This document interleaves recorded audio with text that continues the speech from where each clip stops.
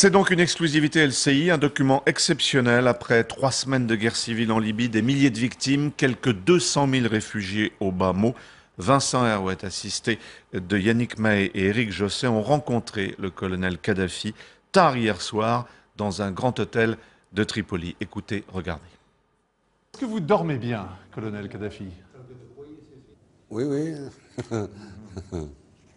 Je voudrais savoir qu'est-ce que vous êtes prêt à sacrifier pour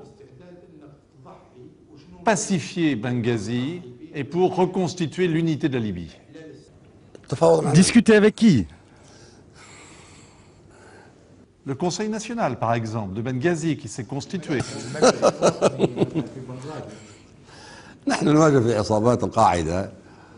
Nous avons devant nous des combattants d'Al-Qaïda. Il n'y a pas de Conseil national. C'était vos anciens ministres. Vous les connaissez très bien. L'ancien ministre de l'Intérieur, l'ancien ministre de la Justice.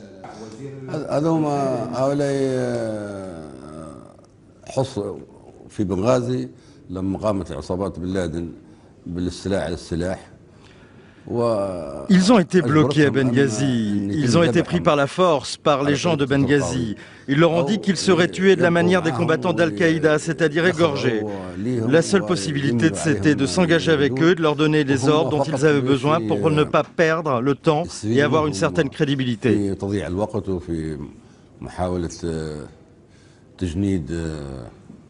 Si je vous comprends bien, vous pensez qu'ils ne sont pas libres. Non, bien sûr, ce sont des prisonniers.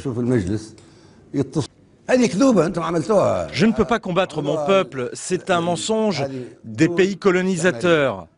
La France, la Grande-Bretagne, les Américains. Ils ont subi les interventions de Ben Laden.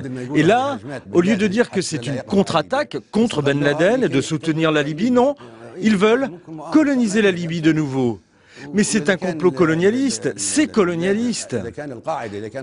Si Al-Qaïda n'est plus un ennemi commun, alors dès demain, nous, on rencontre Ben Laden et on se met d'accord avec lui. Il deviendra notre ami si on considère que ce n'est pas du terrorisme. Mon colonel, est-ce que vous allez prendre des mesures de représailles contre la France? On verra. Est-ce que vous pensez que vous retournerez un jour planter votre tente à Paris? Pourquoi pas? Après tout ça, je me rendrai de nouveau en visite en France et en Europe. Vous avez eu Nicolas Sarkozy au téléphone? Non, non, je n'ai pas parlé avec lui. Est-ce que vous êtes déçu par Nicolas Sarkozy? Bien sûr, évidemment. Mais je peux lui donner une excuse, de même qu'aux ambassadeurs libyens, de même qu'à l'ONU. L'excuse que je peux leur donner, c'est qu'avec les informations qu'ils ont reçues par les médias extérieurs à la Libye, ils n'étaient pas bien informés. Car les insurgés de Ben Laden en Libye, qui savaient qu'il n'y avait pas de représentants d'autres médias, ont fait de la désinformation. Bien sûr, il faut être fou pour tirer sur des manifestants pacifiques. Jamais je n'aurais fait ça. Jamais je n'aurais accepté qu'on tire sur une seule personne. Mais il dénonce la folie criminelle de votre régime. C'est ce qu'a dit Alain Juppé, le nouveau ministre français. Bien sûr, s'il s'agissait de manifestations pacifiques. Mais a-t-il vu ce qui se passe en Libye? Non, il a entendu. Mais de la part de qui? Il a téléphoné. Ah oui, par téléphone. Mais tout menteur peut mentir par téléphone. Non, il faut venir sur place. Des médecins français sont à Benghazi et soignent des gens.